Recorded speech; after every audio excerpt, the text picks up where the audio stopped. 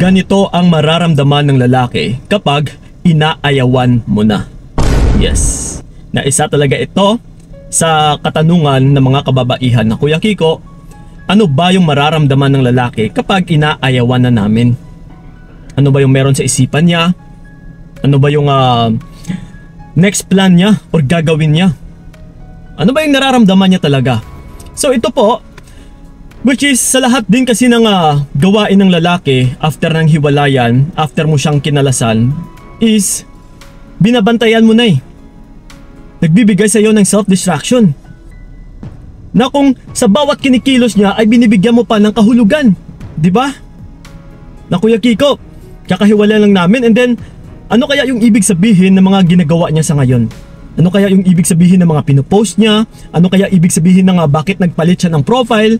Na kung minsan naman is wala naman talaga itong kahulugan. Ikaw lang yung nagbibigay ng kahulugan. So, nagpapadistract ito sa'yo na binibigyan mo lahat ng questions yung bawat kinikilos niya. So, ngayon sa katanungan mo na kung ano ba yung mararamdaman ng lalaki once na inayawan mo na, actually, depende po ito sa motibo. Ano ba yung motibo ng lalaki sa'yo nung time na kayo pang dalawa? Kasi kung yung motibo ng lalaki, pumasok siya sa buhay mo para gamitin lang naman, then talagang hindi din siya maaapektuhan. Kasi wala siyang nararamdaman sa'yo eh. No feelings involved.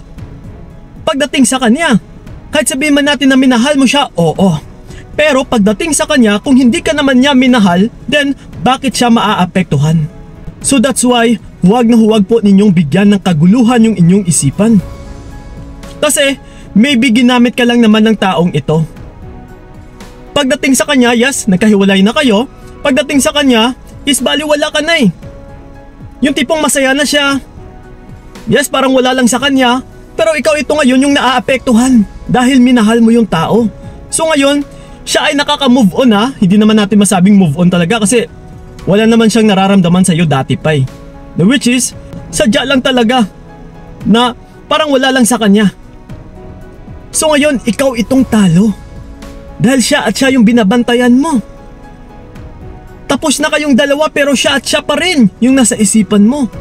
Pero pagdating sa taong yun, na gusto mo pang mahalin sana, is parang baliwala ka lang naman eh. Then ikaw itong lugi. Diba siya is nagpo-focus na sa mga gawain niya? Let's say may bago siyang babae, nagpo-focus na siya doon. And then ikaw is wala kang ibang ginagawa kundi nang e-stalk sa kanya. Siya at siya yung binabantayan mo. And then binibigyan mo pa ng kaguluhan yung isipan mo sa kung bawat kinikilos niya, sa kung ano yung bawat nagagawin niya. Yes. So ganun po yun mga utol. Huwag niyo pong bigyan ng kaguluhan ang inyong isipan or ang inyong sarili sa bawat kinikilos ng mga exes ninyo. Once na hiniwalayan na ninyo is dapat wala na kayong pakialam. Na kung nabibigyan ka ng dahilan kung bakit mo siya inaway, kung bakit mo siya kinalasan, kung bakit mo siya inatrasan, then ibig sabihin nun utol is yung taong yan ay hindi ka naman talaga minamahal. That's why inaayawan mo na. So kung wala po kasing pakialam yung tao na yun sa'yo, is marami po yung options. After mo sa kanya, is after niya pala sa'yo, ay marami yung options eh. Marami pa yung pwedeng gawin. Marami pa yung pwedeng pagpipilian na babae. So ganun po yun. That's why, after ng hiwalayan talaga utol, if I were you, mag-move on ka na. Diba nilet go mo na? Ang kasunod po ng let go is pag-move on. Hayaan mo na siya. Huwag mo na siyang i-stalk. Wala kang ibang bibigyan ng tuon dito kundi yung sarili mo. Wala na tayong pakialam sa kanya. Wala ka na dapat pakialam sa kanya. Once na hiniwalayan mo na yung tao, wala ka nang pakialam dyan.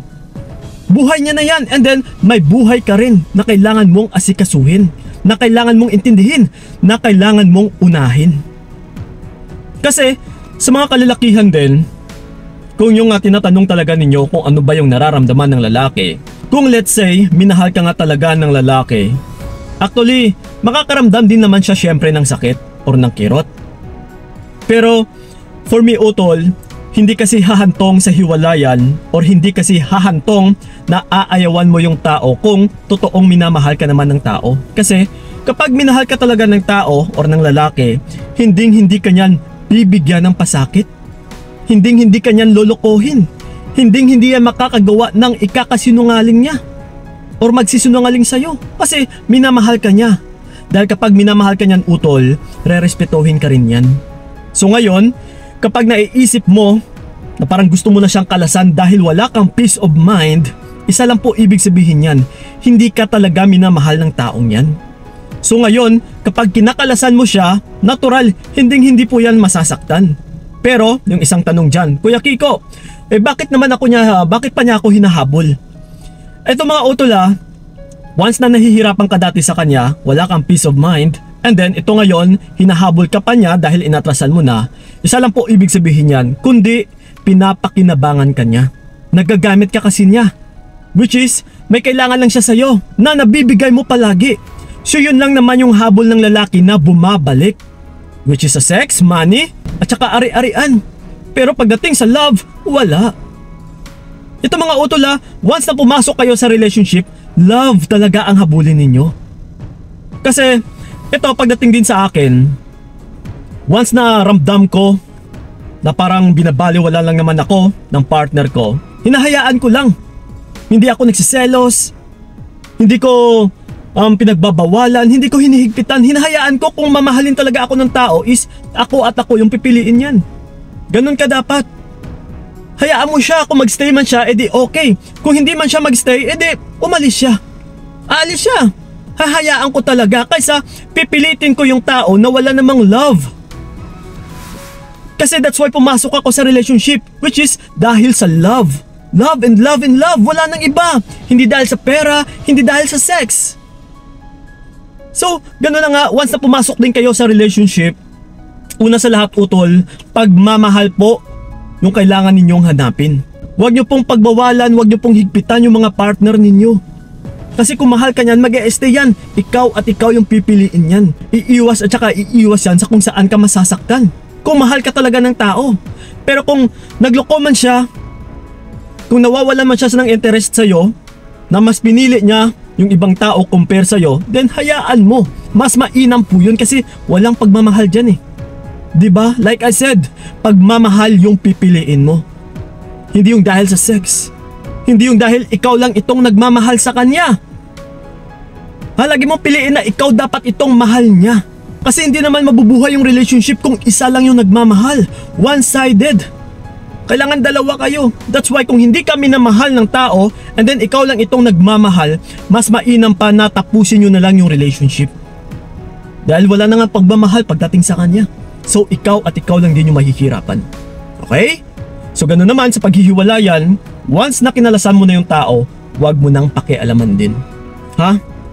So yun lang po mga utol, sana'y nakatulong yung video na ito. So yun lang po, maraming salamat. So ingat kayo. God bless and babush! Ayoko na ring magtiis, ayoko na sasakit. Mas mabuti nang bitawan ka para wala nang pait. Hanggang dito na lamang kung nakayanan ko, nakawakan ang naranasan ko.